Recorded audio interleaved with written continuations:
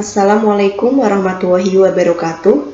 Perkenalkan, kami dari kelompok 6 dari mata kuliah perpajakan akan mempresentasikan materi yang telah kami diskusikan, yaitu tentang bea materai. Dengan anggota kelompok kami, yang pertama ada Tri Setia Asih dengan NIM 2019-11135, yang kedua Uli Tiara Angelia dengan NIM 2019-11571, yang ketiga Uri Fatim Uhfi Nisa dengan NIM 2019-11457, keempat Firnanda Ayuning Tias dengan NIM 2019-11500, yang kelima Wafda Rahimatus Syafira dengan NIM 2019-11667, yang keenam Zunita Indriantika dengan NIM 2019-11598, yang terakhir ada Yuan Safridar dengan NIM 2019-11312.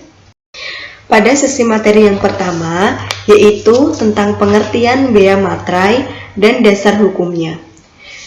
Bea materai adalah pajak atas dokumen yang terutang sejak dokumen tersebut ditandatangani oleh pihak yang berkepentingan atau dokumen tersebut telah selesai dibuat dan kemudian diserahkan kepada pihak lain bila dokumen tersebut hanya dibuat oleh satu pihak. Adapun dasar hukum pengenaan bea materai adalah Undang-Undang Nomor 13 Tahun 1985 atau disebut juga Undang-Undang Bea Materai. Undang-undang ini berlaku sejak 1 Januari 1986. Untuk materi selanjutnya akan disampaikan oleh teman saya.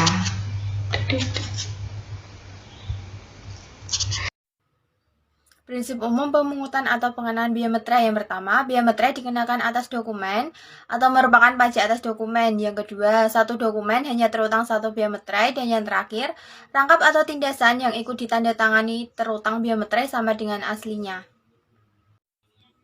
Subjek bea materai, satu pihak yang menerima atau mendapat manfaat dari dokumen, kecuali pihak-pihak yang bersangkutan menentukan lain. 2.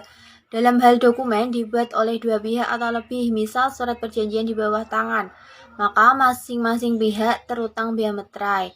3. Dalam hal dokumen dibuat sepihak, misal kwitansi, bea materai terutang oleh penerima kwitansi.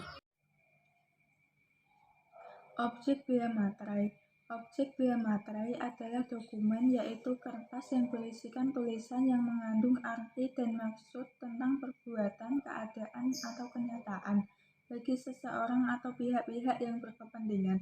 Objek pemungutan bea materai diatur berdasarkan Aturan Bea Materai 1921 seperti yang telah diubah dan ditambah dengan Undang-Undang Nomor 13 Tahun 1985 adalah dokumen.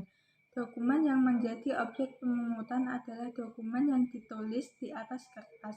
Dokumen yang tidak ditulis di atas kertas tidak termasuk ke dalam objek dari pemungutan bea materai.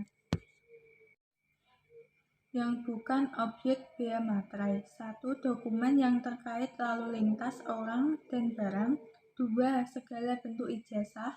3. Tanda terima pembayaran gaji, uang tunggu, pensiun, uang tunjangan, dan pembayaran lainnya yang berkaitan dengan hubungan kerja, serta surat yang diserahkan untuk mendapatkan pembayaran dimaksud. 4. Tanda bukti penerimaan uang negara dari kas negara, kas pemerintah daerah, bank, dan lembaga lainnya yang ditunjuk oleh negara berdasarkan ketentuan peraturan perundang-undangan. 5. Kwitansi untuk semua jenis pajak dan untuk penerimaan lainnya yang dapat dipersamakan dengan itu yang berasal dari kas negara, kas pemerintah daerah, bank, dan lembaga lainnya yang ditunjuk berdasarkan ketentuan peraturan perundang-undangan. 6. Tanda penerimaan uang yang dibuat untuk keperluan intern organisasi. Penetapan tarif bea materai. Tarif bea materai 6.000 dikenakan atas dokumen, surat perjanjian dan surat-surat berharga diantaranya A. Surat perjanjian dan surat-surat lainnya antara lain surat kuasa, surat hibah, dan surat pernyataan yang dibuat dengan tujuan digunakan sebagai alat pembuktian mengenai perbuatan kenyataan atau keadaan yang bersifat pendata. B. Akta-akta notaris termasuk salinannya. C. Akta-akta yang dibuat pejabat pembuat akta tanah PPAT termasuk rangkap-rangkapnya. D. Surat-surat berharga seperti wesel, promes, dan aksep yang harga nominalnya lebih dari 1 juta rupiah. Dokumen-dokumen yang akan digunakan sebagai alat pembuktian di muka pengadilan. A. Surat-surat biasa dan surat-surat kerumah tanggaan. B. Surat-surat yang semula tidak dikenakan bea materai berdasarkan tujuannya jika digunakan untuk tujuan lain atau digunakan untuk orang lain. Tarif bea materai 3.000 dikenakan atas dokumen. 1. Surat yang memuat jumlah uang yang mempunyai harga nominal lebih dari Rp25.000 tetapi tidak lebih dari 1 juta rupiah. 2. Surat-surat berharga seperti wesel, promes, dan aksep yang harga nominalnya lebih dari Rp250.000 tetapi tidak lebih dari 1 juta rupiah. 3. Efek dengan nama dan dalam bentuk apapun sepanjang harga nominalnya lebih dari Rp250.000 tetapi tidak lebih dari 1 juta rupiah. C. 4.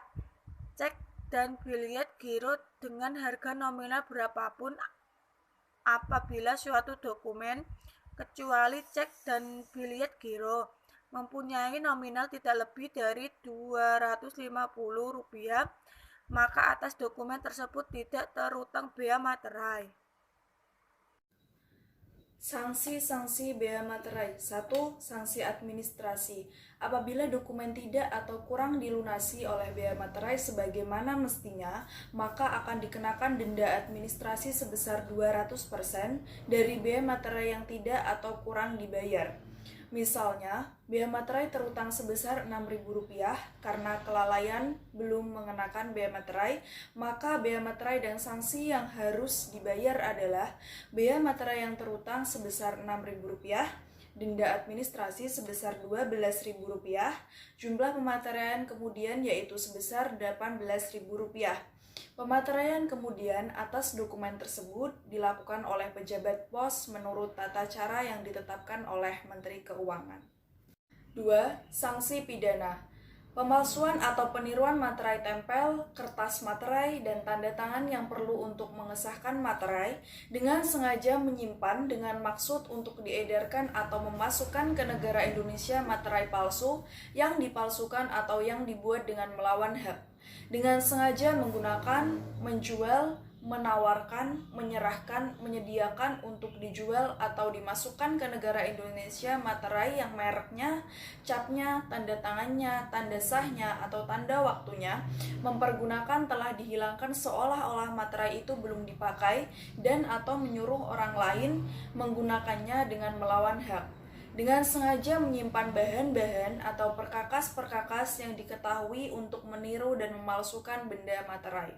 Sanksinya, sesuai dengan keputusan pengadilan yang telah mempunyai kepastian hukum, dapat berupa kurungan atau penjara sesuai dengan pasal 253 Kitab Undang-Undang Hukum Pidana atau KUHP.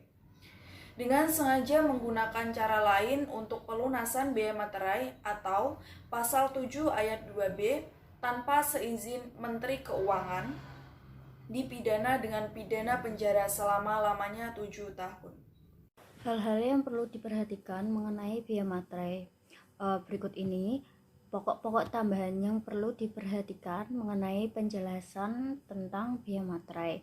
Yang pertama, transaksi intern perusahaan atau unit keuangan, unit produksi tidak perlu memakai bea materai. Yang kedua, kantor pusat dan cabang perusahaan merupakan badan yang berdiri sendiri, sehingga transaksinya harus menggunakan bea materai. Yang ketiga, yang menanggung bea materai apabila ada sesuatu di kemudian hari, misalnya pelanggaran administrasi, adalah pemegang dokumen aslinya. Yang terutang bea materai adalah orang-orang atau pihak-pihak yang mendapatkan manfaat dari dokumen tersebut. Yang keempat, tanggal bea materai. Yang kelima, tanggal yang tercantum di materai lebih sah dibandingkan dengan tanggal dokumen. Yang keenam, kurang diperhatikan masalah yuridis atau isi dokumen, tetapi yang lebih diutamakan atau penting adalah terutangnya pajak.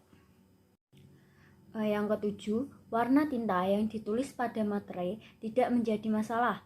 Misalnya, pencantuman tanggal menggunakan tinta biru, tetapi tanda tangannya menggunakan tinta hijau. Ini boleh, yang penting tinta tersebut masih merupakan tinta yang lazim atau biasa dipakai. Yang delapan, tulisan pada dokumen, misalnya tulisan di kertas materai, tidak boleh dihapus dengan cairan penghapus. Kalau ada kesalahan, lebih baik itu dicoret dan ditulis dengan benar.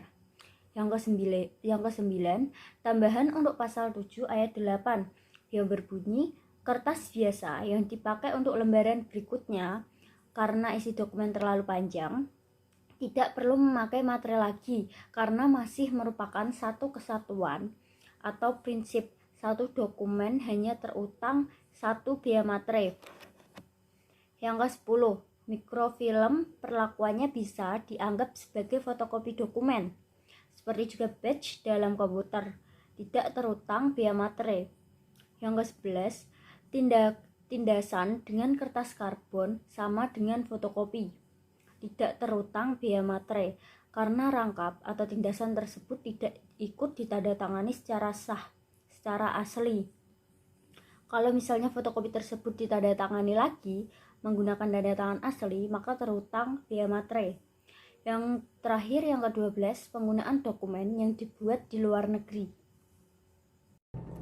Studi kasus. Pada studi kasus formulasi pengaturan biaya materai pada transaksi e-commerce di Indonesia, peraturan biaya materai masih belum mengatur secara lengkap mengenai transaksi biaya materai. Hal ini dikarenakan banyak faktor-faktor yang mempengaruhi belum diatur kontrak elektronik pada transaksi e-commerce. Beberapa faktor tersebut adalah karena pada saat itu internet masih belum berkembang pesat di Indonesia. Selain itu, perkembangan transaksi elektronik masih belum pesat. Khususnya hal ini berkesinambungan dengan faktor yang pertama, dan juga masih belum adanya peraturan yang memfasilitasi dan mengakui adanya transaksi e-commerce pada saat itu. Berbeda dengan saat ini yang sudah ada peraturan yang mengakui adanya transaksi elektronik dan sah menjadi bukti. Dokumen-dokumen yang harus dikenakan oleh bea materai pada UU BM hanyalah dokumen yang terdapat fisiknya atau dokumen yang sudah di-print. UU ITE memfasilitasi dengan diaturnya dokumen elektronik yang digunakan transaksi elektronik. Berdasarkan hal pemerintah mencoba mengatur lebih jauh mengenai transaksi elektronik, maka bea materai sudah harus dikenai oleh pemerintah dengan mengeluarkan undang-undang yang menjadikan kontrak elektronik menjadi salah satu objek bea materai. Dengan menggunakan kode QR atau menggunakan software materai tempel untuk memudahkan membubuhkan materai pada perjanjian atau kontrak elektronik. Selain itu, pemerintah merevisi UU BM dengan cara memasukkan beberapa pasal mengenai kontrak elektronik dan menjadikan dokumen elektronik sebagai salah satu objek yang dapat dikenakan bea materai. Kesimpulan dari bermacam analisis serta uraian di atas dapat disimpulkan bahwa bea materai ialah pajak yang dikenakan terhadap dokumen yang menurut Undang-Undang Bea Materai menjadi objek bea materai.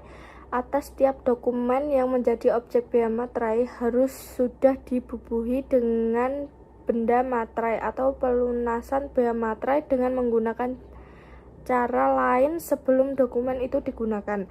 Yang dimaksud subjek bea materai adalah pihak yang menerima atau pihak yang mendapat manfaat dari dokumen.